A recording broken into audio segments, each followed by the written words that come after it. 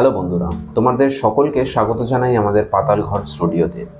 আজ আমরা কথা বলবো পুজোতে সবসময় কেন ধূপ ব্যবহার করা হয়, কি উপকারিতা রয়েছে এই ধূপ জ্বালানোর মধ্যে। তো যারা যারা আমাদের চ্যানেলে নতুন রয়েছে তারা অবশ্যই কিন্তু চ্যানেলটা সাবস্ক্রাইব করে নিও। আর এ বিষয়ে জানতে হলে ভিডিওটা মনোযোগ সহকারে পুরোটা দেখো। হিন্দু ধর্মে পুজোর একটি বিশেষ তাৎপর্য রয়েছে, তবে প্রদীপ ও ধূপধুনো ছাড়া পুজো অসম্পূর্ণ বলে মনে করা হয়। পুজোর সময় হিন্দু ধর্মে ধূপ জ্বালানোর এক বিশেষ তাৎপর্য রয়েছে। ধূপ জ্বালানোকে দেবতার প্রতি শ্রদ্ধা ও কৃতজ্ঞতা প্রকাশের উপায় হিসাবে দেখা যায়। এই কারণে হিন্দু ধর্মে যতই ছোট বড় পুজো হোক না কেন, প্রত্যেকটা পুজোতে ধূপ আর ধুনোর ব্যবহার করা হয়।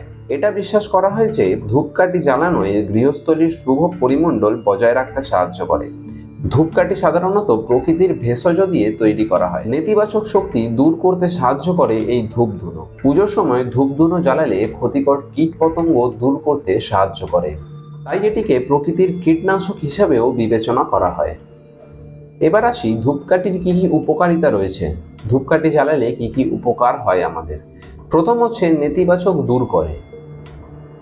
বাড়িতে ইতিবাচক ভাব বজায় রাখতে, নেতিবাচককে দূর রাখতে পুজোর সময় ধূপকাঠি জ্বালানো হয়।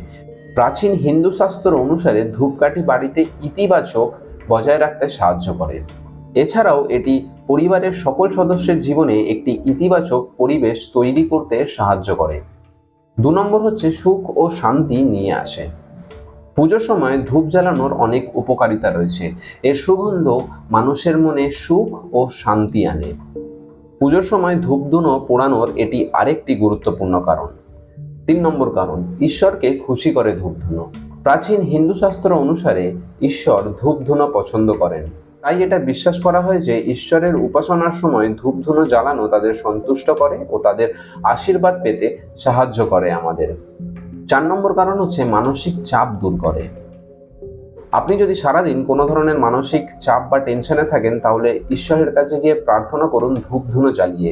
এতে খুব তাড়াতাড়ি আপনার মানসিক চাপ ও চিন্তা দূর হবে।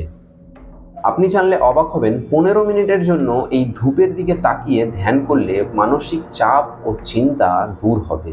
তো বন্ধুরা, আশা করি তোমরা জানতে পারলে যে ধূপধুনো জ্বালানোর কি কারণ রয়েছে, এবং ঈশ্বরকে খুশি করতে গেলে অবশ্যই ধূপধুনোর ব্যবহার করতে হবে। তো ভিডিওটা যদি ভালো লেগে থাকে তো অবশ্যই লাইক, শেয়ার এবং সাবস্ক্রাইব করতে কিন্তু ভুলো না। তোমাদের সাথে দেখা হবে পরের আরো একটা কোনো রহস্যময় ভিডিওতে। আজকের মতো এই পর্যন্তই। ততক্ষণ তোমরা ভালো থাকো, সুস্থ থাকো এবং আমাদের সঙ্গে থাকো। দেখা হচ্ছে তোমাদের সাথে পরের আরো একটা কোনো রহস্যময় ভিডিওতে। ধন্যবাদ।